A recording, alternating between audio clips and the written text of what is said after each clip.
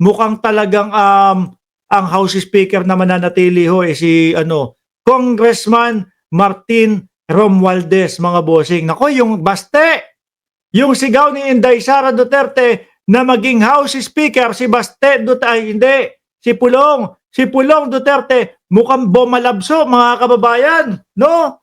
Kaya nga sabi nila Pulong, bakit hindi na lang sa beer house ka maging speaker? O, di ba malalaki yung mga speaker ho doon?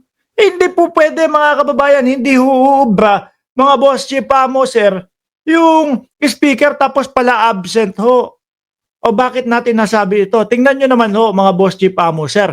291 na ng congressman ang naka-back up po kay Congressman o dating House Speaker Martin Romualdez para po makabalik bilang isang House Speaker po sa 20th Congress. Aba, mga kababayan, 291. Lagpas na po 3/4 yan. No, kung 330, humigit kumulang yung mga congressman, mga bossing, ilan na ho yun? 50 o 50, ilan? Kung 330, mga bossing, 75. No? O tao 80, mga 85 ang 1/4. Kalahati is 170. 165 to 170. 3/4, yan na, lakpas na ho yan, mga kababayan. Sino pa boboto nung iba? Kung mapunta man lahat yan ba't ako basti ng basti, no? Hindi kasi tumatak sa isip ko, duwag tumatak sa utak ko kasi, mga kababayan, na pinaka kauna-unahan na Bisaya na duwag si Baste Duterte. Di ba mamita Star Talk? Kaya tuwing dapat nabanggitin ko po si Pulong, si Baste, ang naiisip ko, ang pumapasok sa utak ko, mga bossing. First time ko nakarinig kasi na Bisaya po, tapos duwag. No? Ano pa lalamunin? Tapos etong sila, kung hindi ako nagkakamali, sila Gloria Arroyo. Andito na din, nakasuporta na din kay House Speaker Martin Romualdez. Di ba, Joel Q? Basahin nating mabilisan ho ito. 291 congressmen back Romualdez for 20th Congress House Speakership. Sabi po ni Garin, no? Manila, it is very clear that the President's cousin, later 1st District Representative Martin Romualdez, will continue to be House Speaker in the 20th Congress. Ako naniniwala, mga bossing, ultimo ho, no, mga kababayan nating mga Pilipino, pati ho ako. No, kung ikaw nakikita mo yung kagandahan po na ito, maraming nabubuko ang Congress. Di ba?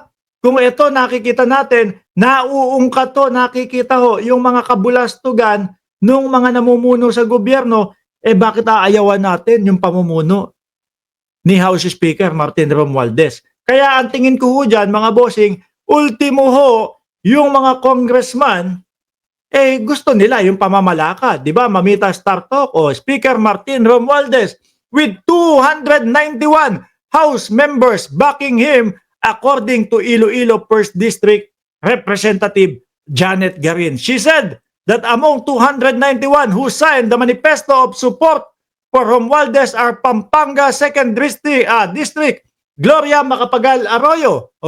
Isa din yan. Gusto din niya na maging House Speaker siya. Kaya lang, mga bossing, siguro na-realize niya, naku, hindi ako aabot. Ang layo-layo. Halos 3/4 na yung may gusto kay Congressman Martin Romualdez. Kaya sumuporta na lang. The representative of Malasakit Party List na si anak ni Albi Benitez, no, yung napabalita po about tungkol doon sa iba-iba na, mga bossing. Well, hindi naman yun yung mismo focus ho natin. Ayan, sumuporta din po. Ano pa kakainin? Ano pa magiging boto ho, mga kababayan, kung sino man ang maglalakas na loob na tumakbo bilang House Speaker? Wala na. Nalaman ko yung latest kahapon na nasa 291 na members ng 20th Congress ang pumirma ng suporta para sa Speaker ng 19th Congress at ngayon ay re-elected nga bilang kongresista, no? Ng 1st District Leyte si Congressman Martin Romualdez. At saka ho, mga kababayan, 86% din ho, mga bossing, nung mga kasamahan nila doon sa 19th Congress, lalong-lalo na po, no, yung pumirma doon sa impeachment ni Inday Sara Duterte, 86% ho ng mga congressman ay mga nagsipanalo po. Mga nanalo ho, mga kababayan. O, di ba? Sabi ni Sir Eseng Mariano, delikado yung aling maliit kung anong pakay ng pagbaliktad. Eh, tingin ko naman kung meron silang pangsariling pakay dyan, hindi papaisa itong sila Congressman Martin Romualdez. So, napakalaking numero po niyan considering that we are only 300 plus o 330. Di ba? Medyo overwhelming yung pagpapakita ng suporta diyan po kay Martin Romualdez. Nagulat nga ako noon eh. Nakita ko yung mga nakapirma kahapon andoon yung ating former president, Congresswoman Gloria Macapagal-Arroyo. Napirma din si Claude Bautista, who's a good friend, at ito nga ang naging campaign manager. 'Di ba ano po, napabalita din po na si yung Albi Benitez gusto din maging House Speaker. Oh. Pero nakasuporta yung anak. Sabi ni Marlene Castro, Sir Mark, kagabi tinira na naman si Sisa si President sa Korea. Ay, she is educated but not learned.